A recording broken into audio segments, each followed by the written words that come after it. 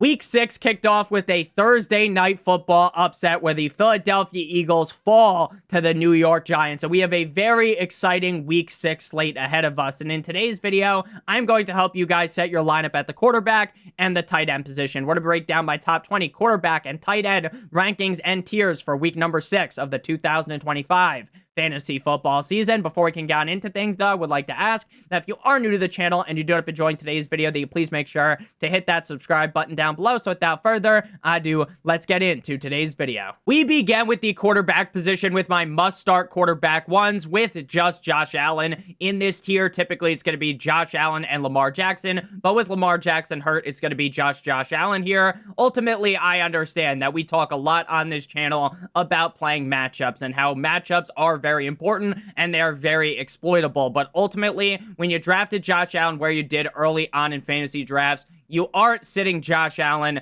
up against a tough defense, right? This week, he goes up against the Atlanta Falcons, who on paper are a tough matchup for quarterbacks. Now, they have had a very easy schedule, and they also already had their bye last week. So the Atlanta Falcons matchup being as tough as nails, not a Weenie Hut Jr. matchup, really strictly just has to do with the fact that their schedule has been so easy. Josh Allen's been a top 12 quarterback every single week outside of one up against the Jets, where they easily coasted to victory. So as long as the Atlanta Falcons end up nutting up in this game and playing halfway decent, I think Josh Allen should be able to finish very highly. There's a reason why you drafted him as high as you did, because he could overcome any type of matchup and be the quarterback 1 in any given game. Last week, the quarterback 12, even in a not as hot performance up against the Patriots. Moving now to tier number 2 with Patrick Mahomes as well as Jaden Stormy Daniels. Now, Patrick Mahomes, the narrative all week has been that this is going to be the highest scoring matchup of the week, right? We got the Kansas City Chiefs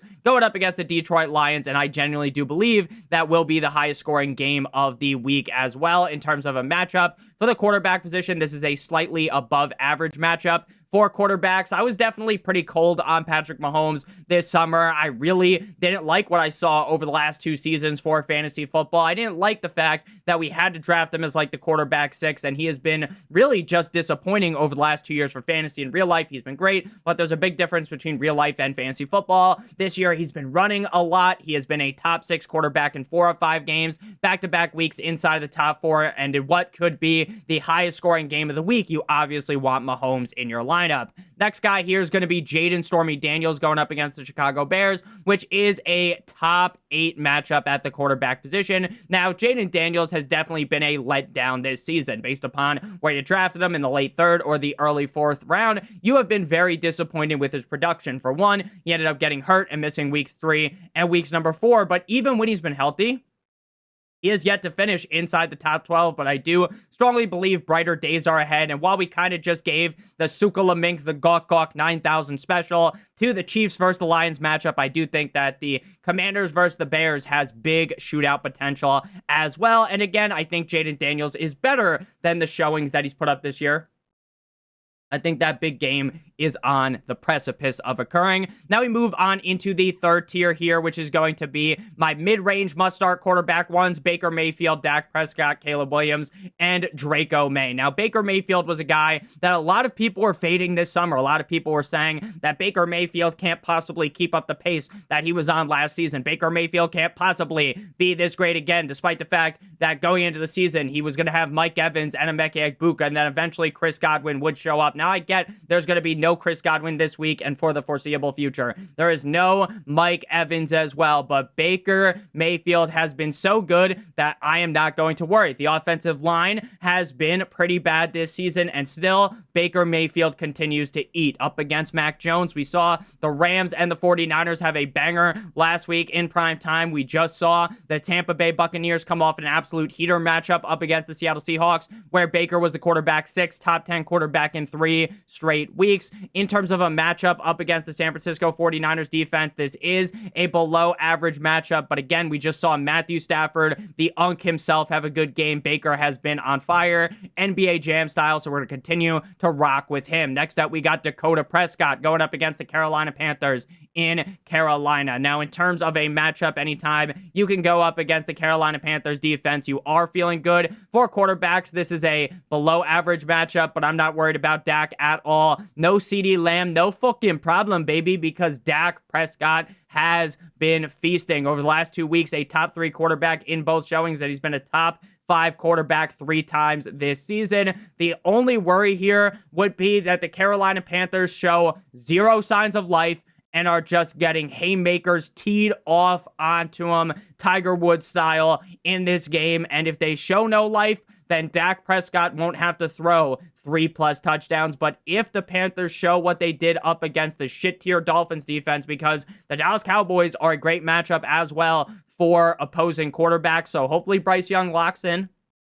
They keep this game close, and Dak Prescott can keep raining down the fantasy points. Next up, we got Caleb Williams going up against the Washington Commanders, the Hail Mary game from last year. Now, Caleb Williams has been very interesting this season. He has either been a very good hit where if you played him, you were very, very excited that you did so, or a guy that you played and you felt pretty disappointed. Week 2 as the quarterback 20, week 4 as the quarterback 24, week 1 QB 9, week 3 quarterback number 1. Now, in terms of a matchup, going up against the Commanders defense has been one that has been solid. It is an above average matchup at the quarterback position. I think Ben Johnson's going to have the team looking right coming out the bye. So while there are still questions about Caleb Williams, in my opinion, coming out the bye week in a potentially very high scoring matchup, you gotta rank Caleb highly. Final guy in this tier is going to be Draco May going up against the New Orleans Saints in New Orleans. Now, I am lower on Draco May compared to consensus this season, and not this season. I really liked him in the summer. This week, strictly because of the fact that when you're going up against the Saints, this could be a belt to ass matchup. And what I mean by that is where the Patriots just blow their back out. The Patriots are up 1 million early, and if Drake May doesn't throw 2 touchdowns in the first half, you probably end up disappointed because they hand the ball to Mr. Fumbleitis, Ramondre Stevenson 8 million times in the second half, and that really is just my biggest worry here, is that this game could get out of hand quickly, and that could lead to them being very complacent in the second half, and then Drake May really slows things down, and he kind of ends up as like the quarterback 15-ish, when if the Saints were a remotely competitive offense, he could have been a top 5 quarterback. Now, this is a top 10 matchup, so I'm not in full-on panic mode. I've got him as the quarterback 8, consensus quarterback 5, but I just kind of wanted to outline my potential worries. Now we move on into the 4th tier here, the lower end quarterback ones, with Justin Herbert the pervert, Justin Fields, Jordan Love Me Tender, Love Me Sweet, Matthew Stafford, as well as Daniel Jones. Now, Justin Herbert and Justin Fields, I was going back and forth all day about these guys. I think that Justin Fields is probably a bit safer of a bet than Justin Herbert. The matchup up against the Miami Dolphins, though, has just been so fruitful for basically every single position that even with a very severely compromised offensive line, I think Justin Herbert could have a huge game. He has all of the weapons to do so. This is a top 3 matchup for the quarterback position. I get that Justin Herbert has done the electric slide down a hill over the last 2 games as the quarterback 20. In back-to-back showings, he came out the gate of the season on fire as the quarterback 5. I think he gets back to his high-scoring ways this week up against a Dolphins defense that honestly is so fucking bad that is genuinely shocking. Next up, we got Justin Fields going up against the Denver Broncos in London, baby. Now, when it comes to a matchup, this is definitely one that definitely does worry me, right? When you go up against the Denver Broncos defense, it's not a red panty night. It's not the type of matchup that you're very excited about. This is the 2nd worst matchup for quarterbacks, but Justin Fields somehow just gets it done every single week. He is the king of garbage time. Justin Fields could have 5 fantasy points through the first half of the game, 10 fantasy points by the end of the 3rd quarter, and then the game's going to end, and the motherfucker's going to have 25 plus points. He scored 26 or more fantasy points in 3 of 4 games. The only game where he truly shit the bed was up against the Buffalo Bills, where he got a concussion and didn't play the whole game. I get that that game was going very poorly for him. He was 3 of 11 for 27 passing yards, 5 rushes for 49 yards. Tyrod did get a garbage time touchdown, so it's very likely that Justin Fields would have gotten some garbage points as well. Sure, he probably wouldn't have been a top 12 quarterback, but I could have seen him being like the quarterback 18. So it wouldn't look as bad. Again, going up against the Denver Broncos is very scary. So if there ever was a game where Justin Fields got completely locked up, wasn't able to do his work in garbage time, it would be this week. But again, when teams are up big, which I would expect out of Bo Nix and the Denver Broncos, then the defense lets off the gas. They start playing different looks defensively that are easier for Justin Herbert to find the holes in the defense. So while there definitely are, a big chance that the Denver Broncos absolutely face fuck them for 4 straight quarters, I still think that Justin Herbert will get it done. And Justin Herbert, I mean Justin Fields, but I also like Justin Herbert as well. Next up, we got Jordan Love Me Tender, Love Me Sweet up against the Cincinnati Bengals. Quarterback 6 last time out up against the Dallas Cowboys in Jerry's world. Coming out the bye, they get to go up against geriatric Joe Flacco and the Bengals in terms of a matchup for quarterbacks. This is a top 12 matchup. Now, my worry about Jordan Love is my exact same worry about Drake May.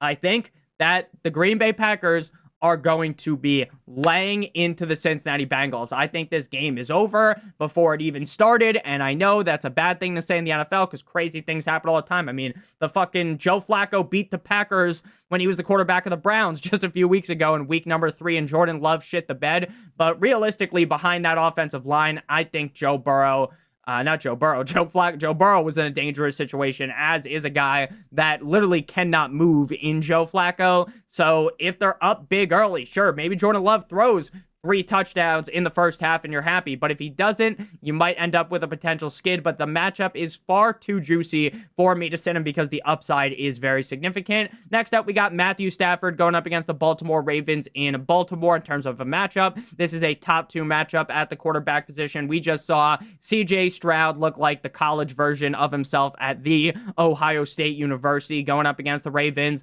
last week. Top 8 quarterback in back-to-back showings, 3 touchdowns in both games, over 375 passing yards and no turnovers. Puka Nacua, Devontae Adams might be the most lethal wide receiver core in the NFL, and going up against a Ravens defense that literally can't stop anything, right? They could not stop me or you out there at the quarterback position. I'm thinking Matthew Stafford looks real nicey by the end of the week. Final quarterback in this tier is going to be Daniel Jones, Danny Dimes, going up against the Arizona Cardinals. Now, Daniel Jones has slowed down a bit after the first 3 games this season, right? Daniel Jones has been very, very good this season, though, despite the fact that he has fallen off a bit over the last 2 weeks.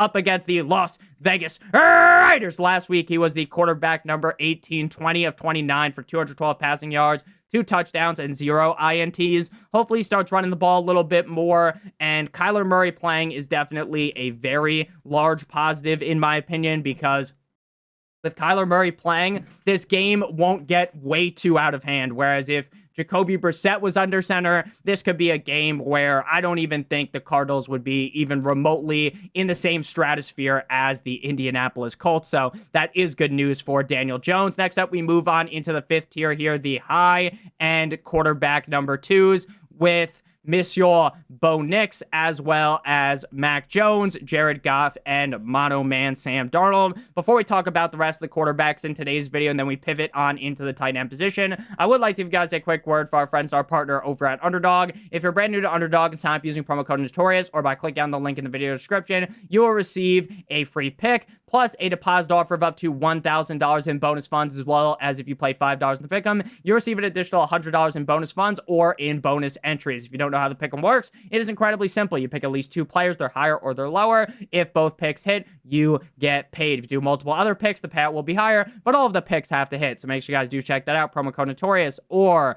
by clicking on the link in the video description. Now, Bo Nix this season has been a guy that's so good that you have to start him, but not really good enough to be like a unanimous top 12 quarterback every single week, so he has been disappointing at ADP. Quarterback 27, 12, 19, 5, and 15 over the start of the season. The Jets defense is vastly overrated at this point. I think they're probably properly rated because no one is really talking about them in a positive note at this point. I know a lot of people expected Aaron Glenn to have this defense looking like the fucking 85 Bears or something, and they obviously look far from that. There's a top 10 matchup for quarterbacks. Again, the same worry I have about Drake May, the same worry I have about Jordan Love, I have here with Bo Nix. If the Jets are completely limp dick, if the Jets cannot move the ball, then Bo Nix might struggle because he doesn't have to do anything. Now, that was not the case when they played the Bengals a few weeks ago, right? When they beat down on the Bengals, he was the quarterback 5. So hopefully it's more something like that for you guys that have to play Bo Nix this week. Then we got Mac Jones. Now, Mac Jones, my biggest worry about Mac Jones this week has nothing to do with the matchup. Going up against the Tampa Bay Buccaneers is definitely not something that I am super fearful of. We just saw Mono Man Sam Darnold hit the Buccaneers with the 619 Rey Mysterio. It is a top 8 matchup at the quarterback position. Mac Jones has been a top 15 quarterback every single week he has started. My biggest worry, honestly, though, is that he's coming into the week banged up. We saw that knee oblique injury flare up last week where he got hit and it looked like he was done for the game. So while I don't think the Buccaneers are going to pull a vintage New Orleans Saints and start targeting fucking Mac Jones's leg, I do worry about the fact that if he does get, banged up again, it might be wraps for that game. So ultimately, that is what scared me. If I didn't think that was a possibility, if he was just 100% healthy, I'd have him ranked significantly higher than this. Next up, we got Jared Goff going up against the Kansas City Chiefs in Kansas City. Now, realistically, anytime you go up against the Chiefs when you have an offense like the Detroit Lions, you are thinking that Jared Goff's going to be a top 5 quarterback. You're thinking, Nick, it is outrageous that you don't have him ranked that high. And the reason why I don't have him ranked higher than this is because we saw a very similar matchup back in week number 3 when the Baltimore Ravens were healthy with Lamar Jackson. The game's an absolute shootout. It's a back and forth rock'em sock'em robots level matchup. And despite the fact that it was such a high-scoring game, Jared Goff was just the quarterback 23 in that matchup, throwing 1 touchdown, 20 of 28 for 202 yards. Jared Goff this year has been very good. If you watch the games, he looks very good. He's making all the right decisions, not turning the ball over, and he's keeping the team in the game. They are able to run the ball super effectively, so Jared Goff doesn't need to throw for 300-plus yards and 3-plus touchdowns to win games. And that's kind of my worry here, that even if this does become a shootout, even if this does become the rock'em sock'em robots level matchup, Jared Goff ends up as like the quarterback 20 or the quarterback 18. But again, the matchup is far too juicy to rank him lower than this. Next up, we got Mono Man Sam Darnold, quarterback of the Seattle Seahawks. Now, Sam Darnold was a guy that I gave absolutely zero credit to this summer. I thought Sam Darnold was a Kevin O'Connell merchant. Earlier on in the season, I was like, wow, look at you, Nick. You are correct. And then over the last 3 weeks, he has looked significantly better, especially last week up against the Buccaneers. The man threw for over 300 yards. He threw for 4 touchdowns and 1 INT. Going up against the Jacksonville Jaguars in Duval. We did just see Patrick Mahomes have a good fantasy day up against them. This is a top 12 matchup at the quarterback position. So while I still deep down have a lot of reservations about Sam Darnold, I have a lot of worries about him, he has proven me wrong, so there's no bias in these takes. And going up against the Jaguars, if Trevor Lawrence figures things out and plays like he did last week up against the Chiefs, this could be more of a high-scoring game. Final tier here is going to be the 6th tier at the quarterback position, the low-end quarterback 2s, with Kyler Murray as well as Bryce Young. Now, Kyler Murray was banged up all week with the foot injury, but he is seemingly going to play in this matchup on Sunday up against the Colts. Kyler Murray has been a very big miss this season. If you were big onto Kyler Murray, despite the fact that he's such a little guy, it was a swing and a miss. Battlefield 6 did just drop this week, so a shit tier game out of Kyler Murray is bound to occur. He has been just good enough to kind of swindle you into playing him, but not good enough to where you've actually felt good when you have played him. You've just kind of been tricked by the way that, hey, he can run the ball. Maserati Marvin Harrison Jr. looks great, and you kind of know that Kyler's going to have that few big boom games. Shout out to Big Justice every once in a while, but this season, quarterback 16, 22, 16, 16, and 21. Going up against the Colts at the quarterback position is a below average matchup, so Kyler Murray, again, he's startable, but he's not the kind of guy that I want to be hinging on my team, being my quarterback 1. Like, if you're in a super flex league and he's your quarterback 2, you feel very good about that. Next up, we got Bryce Young, final quarterback in today's video. Now, I was a Bryce Young truther this summer. I thought, based on what we saw to Bryce Young down the stretch of last season, that with them adding Tedero McMillan, that this season was going to be wheels up. This was going to be a humongous big year out of Bryce Young, and Bryce Young has been sleeping with the fishes. He has only one game inside of the top 20. But if there ever was a matchup to bring a guy from the dead at the quarterback position, if there was ever a spot for a guy to go from being absolutely wouldn't even wipe him off your shoe type of like just bottom of the barrel level play, it would be up against the Dallas Cowboys defense. That is the best matchup for the quarterback position this season. So while there definitely does, it gives me kind of the heebie-jeebies to be like, oh man, you got to start Bryce Young. That's why I don't have him ranked higher. But again, if there ever was a game for him to bop straight to the top, it would be this week up against a Cowboys defense that, again, is just straight up fucking dreadful. Every Cowboys fan that thinks that even if every year's their year, they're going to the Super Bowl, baby. Even those guys will tell you that the Dallas Cowboys defense reeks to high heaven. Now we move to the tight end position with my must-start tight end ones. Jake Fergalicious Ferguson, Tyler Warren, Tucker Kraft, and Trey McBride. Jake Ferguson is just so safe. He's been a top 5 tight end in 4 straight games. His worst game of the season was back in week number 1. Without CeeDee Lamb, we are going to be seeing a very healthy dosage of Jake Ferguson. I wouldn't even be surprised if Jake Ferguson legitimately was the number 1 target on the team this week. That is how heavily he is utilized. This is the second best matchup at the tight end position, so you need to be sky high on Jake Ferguson. And if you guys never watched Sky High as a kid, you might not like it now as a grown adult, but man, Sky High was such a fire movie. I love that movie when I was a kid, even though I get, it's not the best movie of all time, but I do love it. Tyler Warren is up next, going up against the Arizona Cardinals.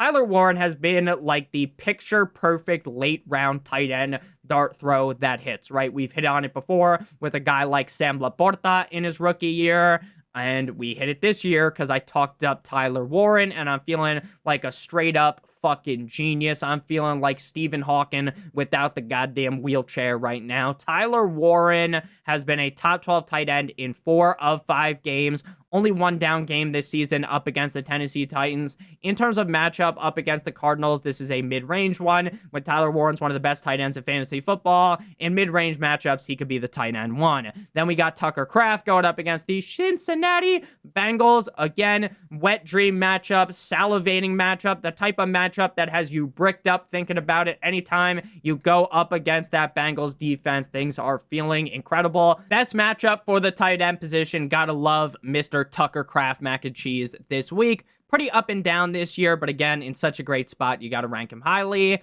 Final guy in this tier is going to be Trey McBride. You are playing all these guys every single week, right? I don't really need to go crazy in depth with them. Trey McBride has been a top 12 tight end every single week outside of last week. Going up against the Indianapolis Colts is a solid matchup for tight ends.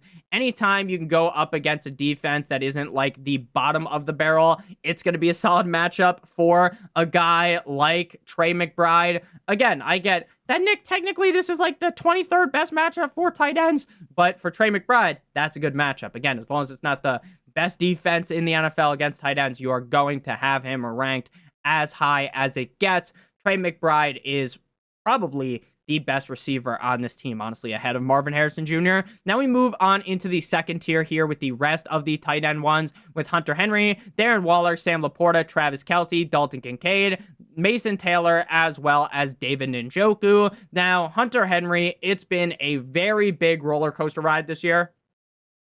He has reached very high highs. I'm talking about tight end 1 up against the Pittsburgh Steelers. 2 touchdowns, 8 receptions on 11 targets for 90 yards, right? And then he's had the low lows, right? 44 at tight end up against the Dolphins in Miami.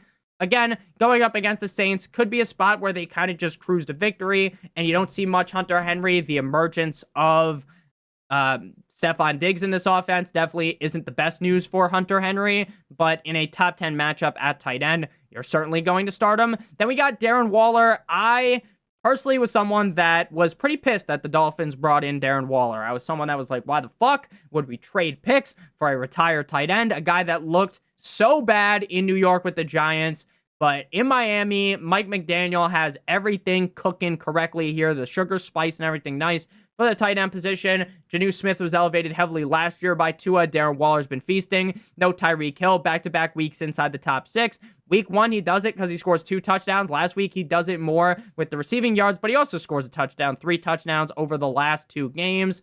So while going up against the Chargers defense, I don't think that the Chargers are a very easy matchup. They're one of the most difficult matchups at the tight end position, but when a guy's running as hot as Darren Waller, you got to stay in the flame. Then we got Sam Laporta going up against the Chiefs in Kansas City. Sam Laporta is another guy that has been very hit or miss. I guess they never miss, huh? Tight end 5 in week 1, tight end 4 in week 5. But inside of that greatness sandwich is a shit sandwich, like you're watching Click with Adam Sandler.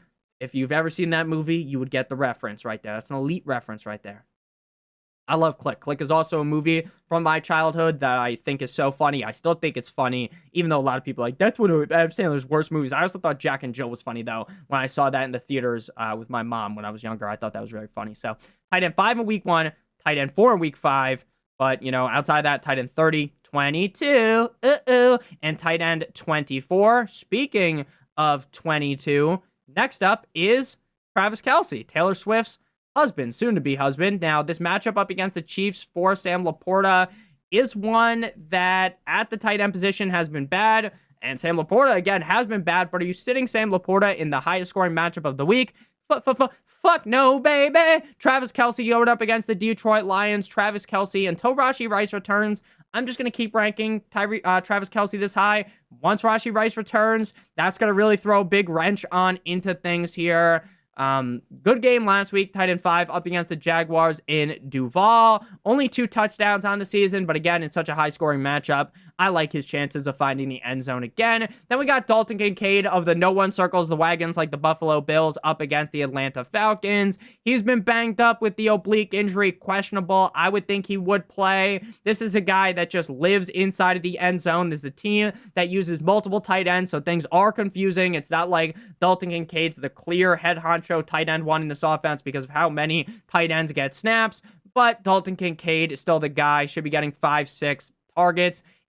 Should be able to finish as a top 10 tight end. Then we got Mason Taylor, who is just rising very, very quickly up the rankings. He was a guy that was coming into the season hurt.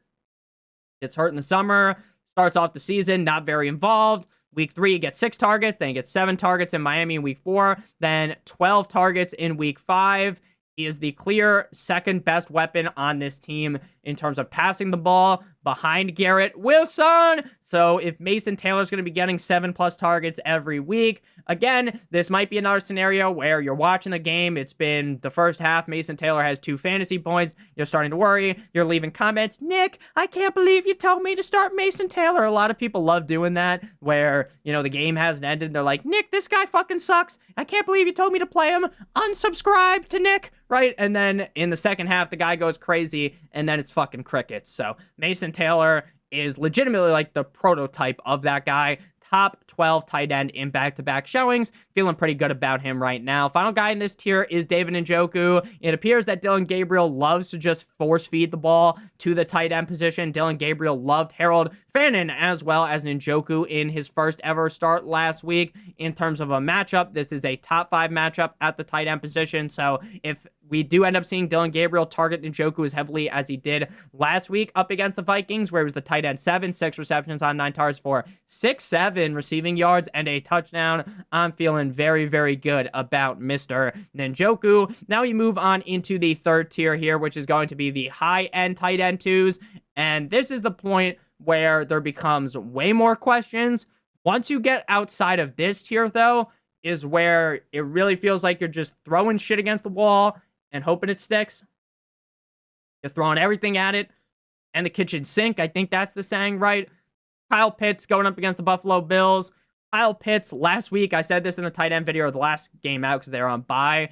This was the Kyle Pitts that I was thinking they were getting out of Florida. Chomp, chomp, chomp, right? This is the guy that I thought we were going to see in the NFL draft that kind of has done the fucking Houdini special where you can't see him. Tight end 3, last time out, 5 for 5 for 70 receiving yards and a touchdown. Going up against the Buffalo Bills in terms of a matchup at the tight end position is definitely not one that's been super fruitful, but kind of like the Falcons matchup, that's tough for Dalton Kincaid. Largely fabricated by the tight ends that they have played up against, so I'm not really super worried about Kyle Pitts in that way. I'm more just worried that, with how well Drake London looks, now that he's fully healthy, how Pitts could fall out of favor, but still a guy that you're fine playing. Then we got Zach Ertz going up against the Chicago Bears. Without Jaden Daniels, Zach Ertz has been nothing short of a disaster. And then Jaden Daniels comes back last week, and then Zach Ertz was still a disaster. 1 target, 0 receptions, which scores a grand total of 0 fantasy points. Came out the gate as a top 13 tight end in back-to-back weeks. Hopefully he can rekindle that magic, but as of right now, you're definitely not feeling great about Zach Ertz, and I don't think that you should be feeling all that great in a below-average matchup. Final guy in this tier is going to be Jake Tongs of the 49ers going up against the Bucs in Tampa Bay. Now, Jake Tongs had 11 targets last week. Do I think that he's going to get 11 targets this week because Juwan Jennings should be back? Probably not.